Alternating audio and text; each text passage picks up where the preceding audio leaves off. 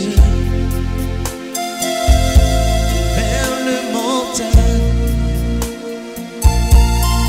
tout bien viendra, le Seigneur.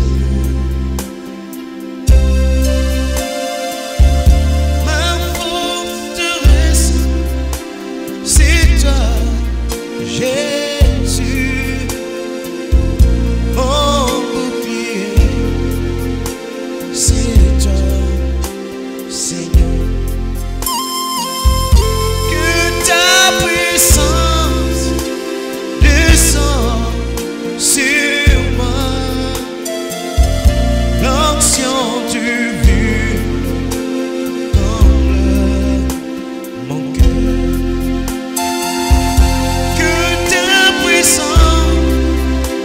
Descend sur moi, le Dieu de chaîne, mon bouclier, comble mon cœur.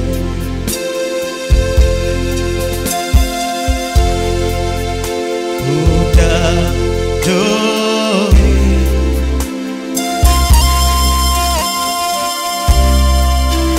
pour t'adorer,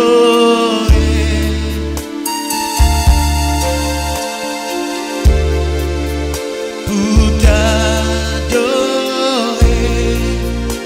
Seigneur Jésus, mais voici pour toi.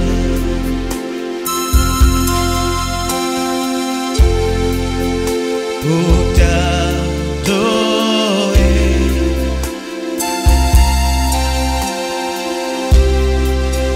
pour t'adorer,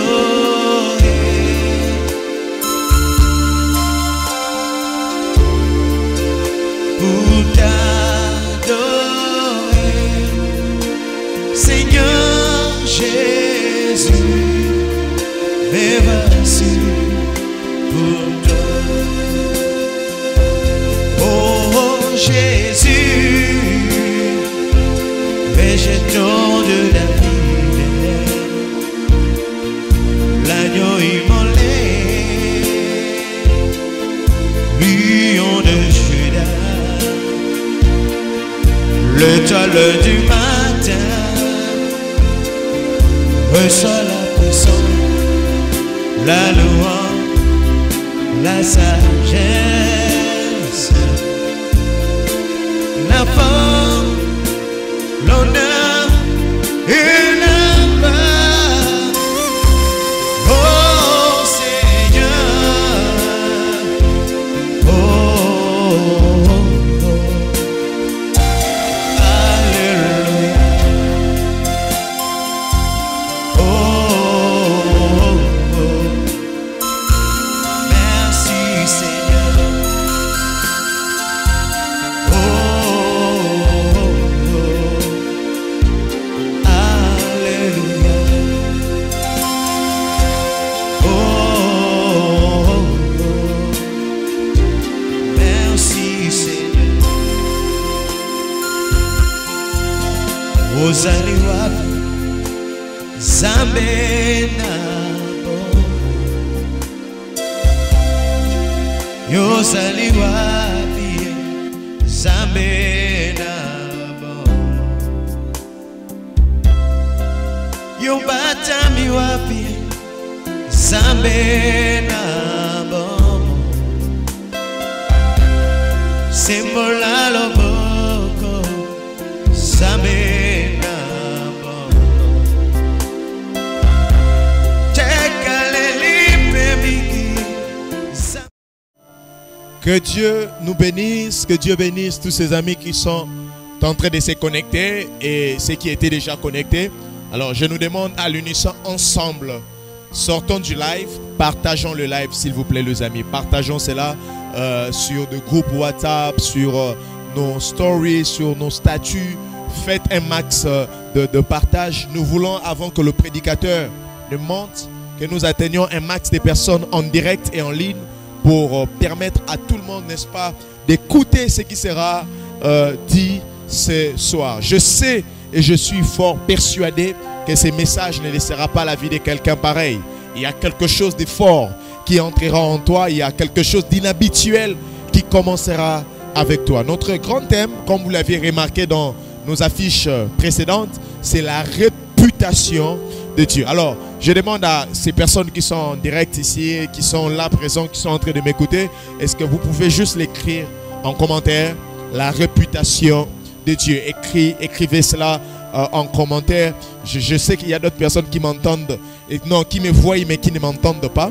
Alors ça va leur permettre de lire cela quand même. Écrivez la réputation de Dieu. Un merveilleux message que j'ai hâte d'écouter l'homme de Dieu qui va nous parler ce soir. Alors, que Dieu nous bénisse comme je disais tantôt et que la grâce de Dieu soit sur nous. Je pense que lorsque l'homme de Dieu montera ici, quelque chose vous arrivera. Alors, pendant qu'il prêchera, n'hésitez pas de dire amen, n'hésitez pas d'inviter quelqu'un, n'hésitez pas de faire venir une personne que vous voulez qu'il entende ce message. Et je pense qu'il y a une onction fraîche de guérison qui va sillonner après ces messages parce qu'il s'agit de la réputation de Dieu. Alors, si vous connaissez quelqu'un qui est malade, l'heure est déjà là maintenant. Invitez la personne. S'il n'est pas sur live, s'il n'a pas Facebook, prenez même sa photo et suivez ses lives avec sa photo en main. Que Dieu nous bénisse. Alors, c'est pendant que je serai en train d'inviter l'homme de Dieu, le pasteur Israël Kindomba. Nous sommes en train d'acclamer et nous écoutons la parole du Seigneur venant de l'homme de Dieu.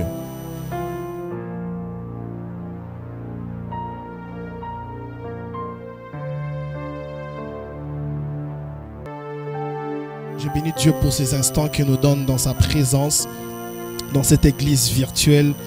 Que Dieu soit béni pour cette occasion qu'il nous donne de passer des moments agréables dans la présence de Dieu. Je dis merci au pasteur Lems. Je dis merci au pasteur Lems pour l'occasion qui m'a fait d'apporter la parole ce soir. Et je crois que de tout mon cœur, Dieu va défendre sa réputation ce soir. En ce dimanche, il va défendre sa réputation. Si tu es d'accord avec moi, écris juste la réputation de Dieu. La réputation de Dieu. La réputation de Dieu. La réputation de Dieu. Comme le pasteur venait de le dire, je suis le pasteur Israël Kindomba de l'église du sang précieux. Et le pasteur Lem, c'est un frère, c'est un ami de destinée pour moi. Et je crois qu'ensemble, Dieu nous emmènera très loin. Que Dieu soit loué. Je vais prier, on va passer dans les Écritures. Père, nous te disons merci pour ces instants. Merci pour ta présence. Merci pour ta parole. Parce que la Bible dit, tu envoyas ta parole et ta parole guérit. Merci parce que cette parole va nous guérir. Cette parole nous fera du bien. Au nom de Jésus-Christ. Amen. Avant que je puisse passer dans le texte, je veux commencer par définir le mot réputation. Le mot réputation, c'est le fait d'être honorablement connu. Honorablement connu. C'est le fait d'être connu. C'est le fait de faire des choses qui nous font connaître. C'est-à-dire, la réputation est liée à la connaissance. Donc, j'aimerais dire à quelqu'un que lorsqu'on parle de la réputation, on parle de la connaissance. Et c'est que j'aime avec Dieu. Dieu est le Dieu qui désire, ou le rêve de Dieu, ou la vision de Dieu, c'est que nous puissions le connaître. La Bible dit, par Jésus, il dit dans Jean chapitre 17, il dit la vie éternelle, c'est de te connaître toi, le seul vrai Dieu. Donc la vision de Dieu pour nous, ou la pensée de Dieu, ou le rêve de Dieu, c'est que nous puissions le connaître. Mais ce que j'aime, Dieu a l'art de se faire connaître. Dieu ne nous laisse pas le connaître sans nous donner des éléments. Dieu donne toujours des éléments pour que toi et moi nous puissions le connaître. Et avant que je touche mon texte de Marc chapitre 5, j'aimerais dire à quelqu'un, depuis l'Ancien Testament jusque dans le Nouveau Testament, Dieu a toujours défendu sa réputation. Par exemple, dans Psaume chapitre 23, il dit il me conduit dans le sentier de la justice à cause de son nom. Par exemple, dans Psaume 138, 2, il dit sa renommée s'est accrue à cause des accomplissements de ses promesses. Dieu a toujours défendu sa réputation. Et l'une des manières par lesquelles il défend sa réputation, c'est par les accomplissements de ses promesses. C'est pourquoi j'aimerais parler et prophétiser à la personne qui me suit ou aux 10 premières personnes qui vont écrire Amen. J'aimerais annoncer que Dieu va accomplir ses promesses dans ta vie. C'est alors qu'il va défendre sa réputation. Je ne sais pas à qui je parle, mais je pense que je parle à quelqu'un. Dieu va accomplir ses promesses dans ta vie. C'est alors qu'il va défendre sa réputation.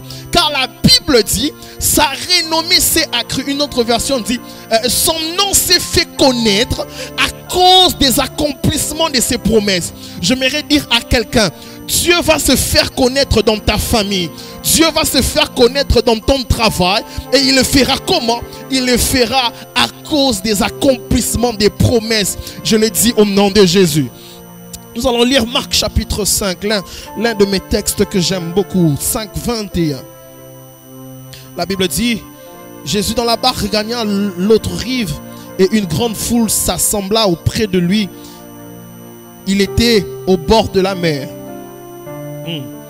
Alors vint un chef de la synagogue nommé Jairus, qui l'ayant aperçu s'est jeté à ses pieds, lui adressa cet instant de prière.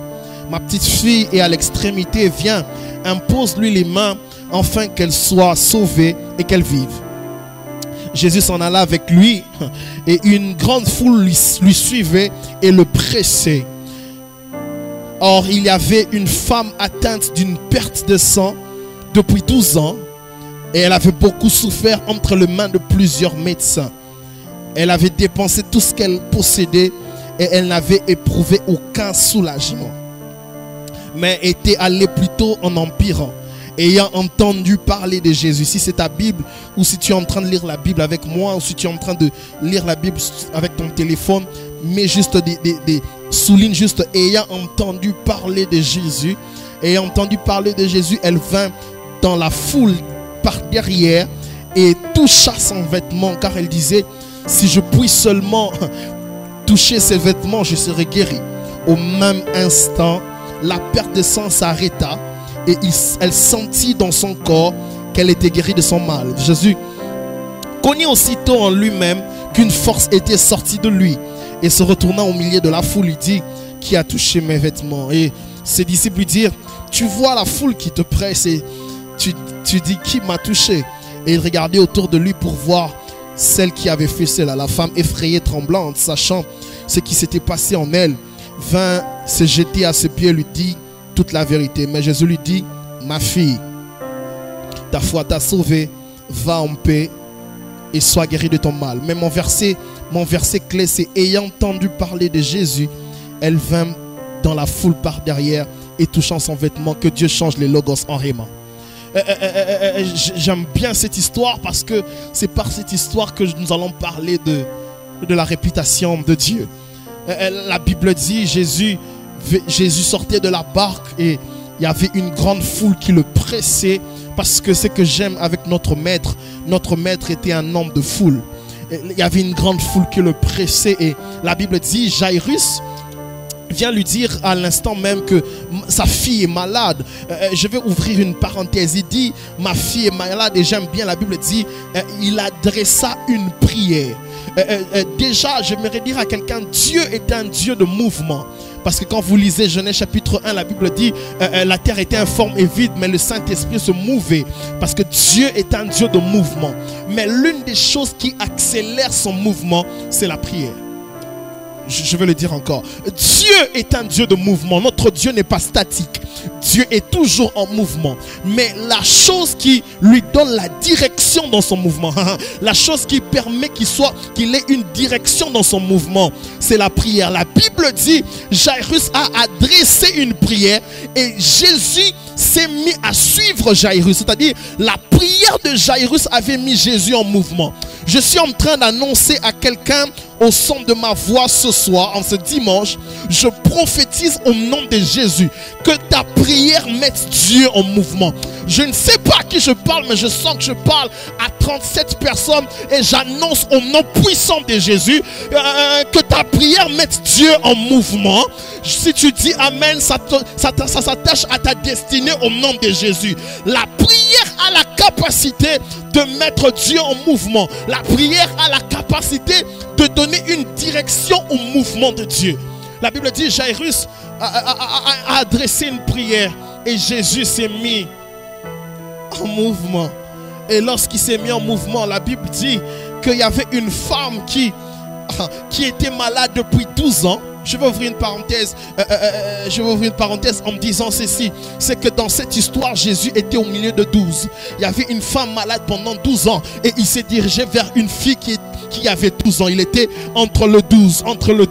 Or, le chiffre 12, c'est le chiffre du gouvernement ou le chiffre de l'ordre. C'est-à-dire, Jésus était au milieu du gouvernement ou au milieu d'une institution qui le donner la possibilité de donner un ordre. C'est pourquoi je m'aimerais dire à quelqu'un, pour ta situation, Jésus ne va pas dorloter la maladie qui est sur toi, mais Jésus va donner un ordre et cela va te quitter au nom puissant de Jésus-Christ. Si tu es avec moi, écris Jésus donne un ordre, Jésus donne un ordre, Jésus donne un ordre, Jésus donne un ordre. Alors que tu écris Jésus donne un ordre, Jésus est en train de donner un ordre ce soir. Et je l'ai dit, il donne cet ordre en utilisant ma bouche et je prophétise. Et je dis au nom de Jésus que la pauvreté te quitte, que la maladie te quitte, que le chômage te quitte, que la tristesse te quitte, que les inquiétudes te quittent. Je donne cet ordre au nom puissant de Jésus. La Bible dit, cette femme ayant entendu parler de Jésus. C'est ce qui me touche, c'est que cette femme, avant de recevoir la guérison, avant de poser l'acte de toucher Jésus, elle avait entendu parler de Jésus. C'est-à-dire que la réputation de Dieu s'était répandue. C'est que, oh my God, c'est que pour que cette femme puisse toucher Jésus, elle avait entendu parler de Jésus. C'est-à-dire, la réputation de Jésus s'était répandue. Or, en ce moment-là, Jésus n'était pas mort. Mais je me pose la question, qu'est-ce qui pouvait faire en sorte que la réputation de Jésus soit répandue? Je comprends que c'était les miracles. Jésus n'était pas encore mort à cette époque-là. Mais la chose qui faisait en sorte que sa réputation soit répandue, c'était les miracles qu'il opérait. Je me disais que cette femme pouvait dire, je suis en train de voir Cana. À Cana, il y avait plus de vin. Il a changé l'eau en vin. Elle pouvait se dire, oh, j'ai vu les aveugles voir. Elle pouvait se dire, non, j'ai vu les paralytiques marcher. Pourquoi? Parce qu'en cette époque-là, la réputation de Jésus s'était répandue à cause des miracles qu'il opérait. J'aimerais prophétiser dans la vie de 50 personnes dans le nom de Jésus. C'est que Dieu va faire dans ta vie fera en sorte que son nom soit répandu partout. J'aimerais dire à quelqu'un, dans ta famille, on connaîtra Jésus par ce qu'il fera dans ta vie. Je prophétise au nom de Jésus. Ce que Jésus va produire dans ta vie fera en sorte que sa réputation soit répandue partout dans le monde. Si c'est à toi, dis avec moi, alléluia. La Bible dit, mais ce que j'aime, nous sommes dans Marc chapitre 5. Marc chapitre 5, au départ du texte, la Bible parle du fou de Gadara. La Bible parle du fou de Gadara. Et ce que j'aime quand... Oh my God. Quand Jésus guérit le fou de Gadara, la Bible dit, le fou de Gadara était annoncé l'évangile dans 10 villes. C'est-à-dire, il était allé annoncer l'évangile dans 10 villes, dans les décapoles. Je comprends que quand le fou de Gadara était en train d'annoncer la bonne nouvelle de sa guérison, cette femme était quelque part. La femme était quelque part. Elle a dit non. Si Jésus a guéri ce fou de Gadara, et ma perte de sang, c'est pas un problème. Il était capable de guérir cet homme, il sera aussi capable de me guérir. J'aimerais annoncer à quelqu'un, ton miracle est une référence. Non, je ne sais pas à qui je parle. Je dis que ton miracle est une référence. Les gens vont te regarder. Ils vont dire, s'il a agi dans sa vie, il peut aussi agir dans ma vie. Les gens vont dire, s'il a guéri cet homme, il peut aussi me guérir. J'aimerais annoncer à quelqu'un que Dieu fasse de toi une référence. Quand je parle de référence, je reçois un SMS de Tantine Elisabeth. Tantine Elisabeth me dit, oui, j'étais une référence. Quand Marie a été visitée par l'ange, pour lui faire croire que c'était l'ange, je devais tomber enceinte de 6 mois. C'est pourquoi quand Marie est venue, quand Marie a commencé à chercher une référence, Marie n'est pas allée ailleurs. Marie est allée chez Élisabeth parce qu'Élisabeth était déjà dans son 6e mois. Je prophétise dans ta vie que Dieu fasse de toi une référence. Je ne sais pas à qui je parle, mais je sais que je parle à toi. Que Dieu fasse de toi une référence. Si c'est à toi, dis très fort Alléluia. La Bible dit, ayant entendu parler de Jésus, j'aimerais dire à quelqu'un, ton miracle fera en sorte qu'on entende parler de Jésus. Non, tu ne m'as pas entendu. Je disais, ton miracle fera en sorte qu'on entende parler de Jésus. Ton miracle fera en sorte. En fait, je vais le dire autrement. Ton miracle est une évangélisation. Je veux le dire. Ton miracle, c'est une évangélisation. Ce que Dieu fait dans ta vie fait en sorte que sa réputation soit répandue partout. La Bible dit, elle a dit, ayant entendu parler de Jésus, elle se disait en elle-même, si je sais seulement toucher le pan de sa robe. Ce qui me touche avec cette femme, c'est que déjà à la maison, elle était capable de fabriquer son miracle. Cette femme n'a pas été guérie parce que Jésus avait fabriqué pour elle le miracle, mais elle a été guérie parce qu'à la maison, elle avait fait un miracle fait maison. Déjà à la maison, elle fabriquait le miracle, elle fabriquait le scénario. Elle se disait en elle-même, si seulement je touche le pan de sa robe. J'aimerais dire à quelqu'un, il y a des miracles qui nous arrivent parce que nous fabriquons ces miracles nous-mêmes. Oh, je ne sais pas à qui je parle. J'annonce à quelqu'un, fabrique ton miracle à la maison. Parce que même on nous a interdit d'aller dans les églises. Toi-même dans ta chambre, tu peux t'enfermer en train de prier en langue. Tu fabriques ton miracle. Je suis en train de parler à des fabricateurs de miracles. Je prophétise dans ta vie. Fabrique ton miracle chez toi à la maison. Et ce miracle va t'atteindre. Et se disait, si seulement je touche le pan de sa robe, je serai guéri. Mais la Bible dit deux choses. La Bible dit, elle vient par derrière. Pourquoi? Parce que la loi interdisait à cette femme d'être au milieu des hommes. Pourquoi? Parce qu'elle avait le sang. C'est-à-dire, cette femme, elle pouvait aller à l'hôpital, mais elle ne pouvait pas aller à la synagogue et elle ne pouvait pas être au milieu des hommes. C'est un peu la situation que nous avons aujourd'hui. Nous pouvons aller dans les hôpitaux, mais dans les églises, nous ne pouvons pas aller parce qu'il y a des interdits. Cette femme ne pouvait pas aller à la synagogue parce que la loi l'empêchait d'aller à la synagogue. Mais ce que j'aime, elle ne pouvait pas venir par devant. Parce que si elle venait par devant, les gens pouvaient la voir pour dire, tu n'as pas le droit d'être ici. Tu as le droit d'être chez toi à la maison parce que tu saignes. La Bible dit, elle vient par derrière. Mais quand elle vient par derrière, la Bible dit, elle touche les pans de la robe. Or, pour toucher les pans de la robe, il faut descendre. On ne touche pas les pans de la robe debout. On touche les pans de la robe en se prosternant. Je comprends que cette femme n'était pas seulement une femme de foi, c'était aussi une adoratrice. C'était aussi une adoratrice. C'est-à-dire, alors que les gens étaient debout autour de Jésus, elle était à genoux près de Jésus. J'aimerais dire à quelqu'un, alors que les gens sont debout en cette période, nous sommes en mode proskuneo, en mode à genoux. Alors que ce que j'aime avec cette femme, elle n'a pas tenu compte de la foule. Parce que quand tu te prosternes au milieu de la foule, on peut t'écraser, on peut te piétiner. Mais elle n'a pas tenu compte de cela. Malgré qu'on pouvait l'écraser, malgré qu'on pouvait la piétiner. Mais elle se disait en elle, si seulement je touche, mon Dieu, j'aimerais annoncer à quelqu'un, alors que les gens sont debout, la position que nous devons avoir actuellement, c'est d'être à genoux. Elle était à genoux et elle cherchait la robe. Mais ce que j'aime avec cette femme, il y avait beaucoup de robes. Mais elle a localisé la robe du maître. Je prophétise dans ta vie. Les médecins mettent des robes. Les juges aussi mettent des robes. Les avocats aussi mettent des robes. Mais Jésus aussi avait la robe. Essaye de localiser la vraie robe. Je t'annonce au nom de Jésus, si tu localises la vraie robe, la guérison sera attachée à toi. Mon Dieu.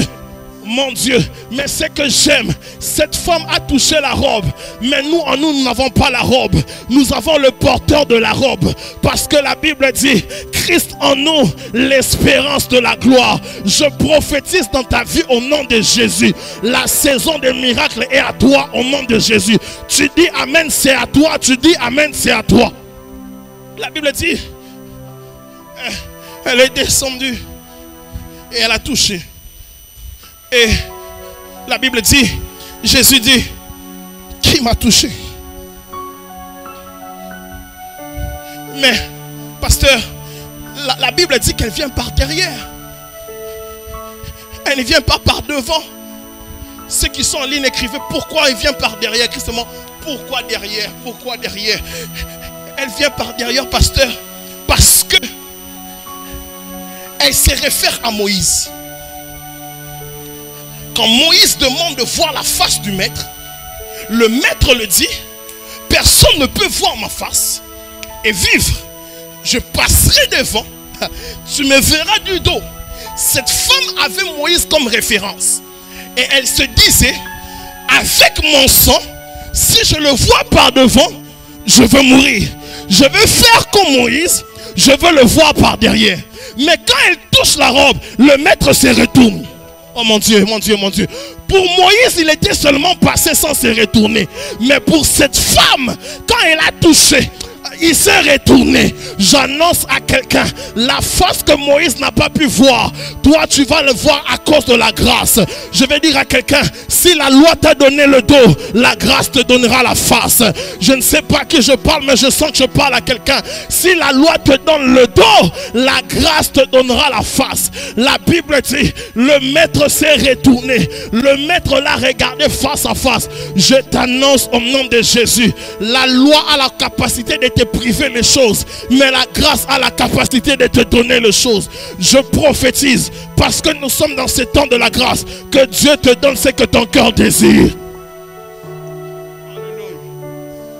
La Bible dit, il s'est arrêté et il s'est retourné. Pasteur Lems, à chaque fois que Dieu s'arrête, c'est pour arrêter quelque chose.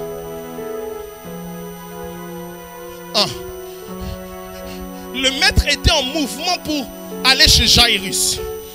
Mais quand la femme le touche, il s'arrête. La perte de sensi s'arrête. Quand le maître s'arrête, tout ce qui te dérange s'arrête. Je suis en train de prophétiser dans la vie de plusieurs personnes qui me suivent. J'annonce, quand tu vois le maître s'arrêter, c'est que ta pauvreté doit s'arrêter. Quand tu vois le maître s'arrêter, c'est que la malédiction doit s'arrêter. C'est pourquoi ce jour-là à la croix, il n'était pas en mouvement, il s'était arrêté. À la croix, il n'était pas en mouvement, il s'est arrêté. Quand il s'est arrêté à la croix, le péché s'est arrêté, la malédiction s'est arrêtée, la pauvreté s'est arrêtée. Je prophétise au nom de Jésus, à cause de l'arrêt de Golgotha, que tout ce qui te dérange s'arrête maintenant. La Bible dit, pendant que je suis en train de prêcher, je sens une grâce de guérison couler. Et j'annonce à toutes les personnes malades qui me suivent maintenant, la guérison entre dans vos maisons. Vous pouvez envoyer les témoignages chez les pasteurs maintenant, parce que je suis en train de voir des guérisons maintenant même. Des guérisons vous touchez maintenant, tout de suite au moment où je parle. Si ça toi, reçoit cela. La Bible dit, il s'est retourné. Et il dit aux disciples, qui m'a touché? Les disciples ont dit, il y a la foule ici. Mais tu dis, qui m'a touché? Mais les disciples ne savaient pas. La foule les touchait avec les mains physiques. Mais cette femme l'avait touché avec les mains de la foi. Parce que la foi a aussi des membres. La foi a des yeux. C'est pourquoi Jésus dit, croyez et vous le verrez. La foi a des yeux. La foi a une bouche.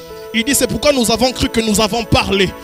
La foi La foi a des oreilles. La foi vient de ce qu'on entend et de ce qu'on entend vient de la parole de Christ. Mais la foi a aussi des mains. Cette femme a utilisé les mains de la foi alors que les disciples utilisaient les mains physiques. Elle a utilisé les mains de la foi pour recevoir son miracle. Et la Bible dit, elle avait peur parce que la loi te met toujours dans un contexte de peur. Elle avait peur parce que le maître pouvait le regarder. Elle avait peur. Elle tremblait. Et Jésus dit, ma fille. Vous pouvez lire dans les évangiles. C'est la seule personne avant la croix que Jésus appelle ma fille. Il dit, ma fille, ta foi t'a sauvée. Pourquoi? Parce que là où il y a le salut, il y a l'adoption. Là où il y a le salut, il y a l'adoption. Il dit, ma fille, ta foi t'a sauvée. Parce que seulement il a utilisé le mot sozo. Automatiquement le mot sauvé l'a donné une identité. Ce que j'aime, cette femme était venue pour une guérison, mais elle a eu un matabis de Jésus. À part la guérison, Jésus l'a donné une identité. J'aimerais annoncer au nom de Jésus, dans 15 jours, de maintenant jusqu'à 15 jours, il y a des gens qui vont vivre des bonus de Dieu. Dieu ne va pas seulement te bénir, il va te donner un bonus. Je ne sais pas qui je parle, mais je vois des bonus de Dieu tomber dans vos vies au nom puissant de Jésus. Il dit, ma fille, ta foi t'a sauvée. C'est pourquoi j'aimerais dire à quelqu'un, après ce message, que quelque chose de nouveau entre dans ta vie. Cette femme n'avait pas d'identité parce que on ne mentionne pas son nom. On parle seulement de la femme à la perte de sang. Il y a des gens comme ça, ils ont tellement de problèmes que des problèmes ont pris les dessus sur leur identité. C'est comme le paralytique de Bethesda. C'est comme le paralytique de la Porte Belle. Le cas de Bartimée, on cite son nom. Mais il y a des gens, ils ont tellement de problèmes que leur nom n'était même pas cité. Cette femme aussi avait tellement cette perte de sang que son nom n'était pas cité. Et Jésus comprend. Parce que son nom n'était pas cité, il lui donne une identité. Il dit, ma fille. J'aimerais dire à quelqu'un, tu passes des moments difficiles, compliqués, au point où que ton nom ne peut même plus être cité, au point où ta réputation est salie. Mais j'aimerais te dire, Jésus a l'art de te donner une nouvelle réputation. La réputation de cette femme, c'était la perte de sang. Mais après sa guérison, sa réputation, c'était ma fille. Avant Jésus, c'est toujours différent d'après Jésus. Avant Jésus, sa réputation, c'était chez les médecins. La Bible dit, elle est allée chez les médecins dépensant tout ce qu'elle avait sans recevoir une guérison. Mais après avoir rencontré Jésus, on ne parlait plus de la femme à la perte de sang. On parlait de ma fille. Si tu es un homme, tu peux mettre mon fils. Je prophétise dans ta vie au nom de Jésus que Dieu te donne une nouvelle identité. Je dis que Dieu te donne une nouvelle identité dans le nom puissant de Jésus-Christ. Que ceux qui sont malades reçoivent la guérison. Que ceux qui sont en train de pleurer reçoivent la joie dans leur cœur. Dans le nom puissant de Jésus-Christ. Je t'annonce au nom de Jésus. Mais je vais finir par là. Je vais finir par là, pasteur. Je vais finir par là. Je vais finir par là en disant, Jésus était en chemin pour Jairus.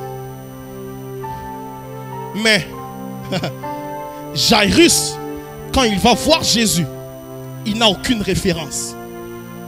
Mais quand Jésus guérit cette femme, Jairus reçoit une référence. Cette femme avait une référence, mais elle-même aussi, elle est devenue une référence pour Jairus. Je t'annonce au nom de Jésus, hier tu avais des références, mais aujourd'hui, c'est toi qui deviens la référence. Que Dieu bénisse sa parole dans le nom puissant de Jésus. Je vais laisser le micro au pasteur pour prier pour nous. Quelqu'un peut acclamer le Seigneur, tu es en direct, acclame bien le nom de Jésus. Est-ce que tu peux mieux le faire? Acclame bien le nom de Jésus. Acclame bien le nom de Jésus. J'entends quelqu'un qui est en train de dire au salon gloire à Dieu. Et j'entends quelqu'un qui est en train de l'écrire en commentaire gloire à Dieu. Quel message. Waouh. La réputation de Dieu. Est-ce que tu peux m'aider à écrire juste en commentaire que Dieu bénisse les ministres Israël Kindomba? Écris-les en commentaire s'il te plaît. Je voudrais que quelqu'un qui a été béni, qu'il écrive cela et que cela ne soit pas seulement une écriture, mais que cela soit un véritable souhait, mais aussi une véritable prière. Que Dieu bénisse le pasteur et que Dieu bénisse tous ses amis qui sont là en direct. Alors j'aimerais que tu pries avec moi juste pendant 2 minutes là où tu es. J'aimerais que tu te lèves. Tu peux avoir ton téléphone en main, mais j'aimerais que tu pries avec moi juste pendant 2 minutes. Écoutez-moi, ce message ici se résume en une seule phrase. Dieu a une réputation à défendre. Hein? Tu peux l'écrire en commentaire. Dieu a une réputation à défendre. J'aimerais que tu pries, que tu dises après moi, Dieu défend ta réputation dans ma vie. Vous savez, il y a de ces choses que Dieu doit nécessairement faire. Il y a des choses que Dieu doit nécessairement faire. Alors je le répète encore, il y a de ces choses que Dieu doit nécessairement faire parce qu'il doit défendre sa réputation. Alors là où tu es, j'aimerais que tu pries. Tu dises à Dieu pour telle situation que je suis en train de traverser, pour ma famille, je voudrais que tu défendes ta réputation. Je dis que tu défendes ta réputation. Élève ta voix là où tu es en train de prier, je suis en train d'entendre ta voix. Tu es en train de prier et dire à Dieu pour mes fiançailles, tu défendras ta réputation. Pour mon ministère, papa, tu défendras ta réputation. Pour mes finances, oh mon Dieu, tu défendras ta réputation. Tu ne me laisseras pas m'ensombrir dans la honte. Tu ne me laisseras pas m'ensombrir, papa, dans l'affliction. Mais tu défendras ta réputation. Comme tu l'as fait un peu avec Job. C'est pendant que tout était noir pour lui, mais il a dit, je sais que mon Rédempteur est vivant. Et il se lèvera et il défendra sa réputation. Il ne me laissera pas m'assombrir dans la mort. Mais il se lèvera avant que le dernier jour n'arrive. Au nom de Jésus-Christ, si tu as prié avec moi, tu dis 3 fois Amen. Et je prie que tu reçoives la meilleure bénédiction de cette soirée. Gloire à Dieu. Alors nous serons là encore le mardi prochain, plutôt le dimanche prochain, pour la continuité de ces messages. Je crois que par la grâce du Seigneur, ça sera moi qui vais plutôt apporter la parole. Alors ne manquez pas ce dimanche d'être là encore. Et je pense que le Seigneur ne manquera une fois de plus à nous faire du bien. Comme c'est un culte, vous savez très bien, ici je parle aux chrétiens matures, je parle à ceux qui ont atteint un certain âge spirituel et qui comprennent le principe de Dieu, mais au-delà de connaître le principe de Dieu, ils savent aussi comment les choses de Dieu marchent. Pour qu'un culte ne soit complet, il faut présenter l'offrande sur l'autel.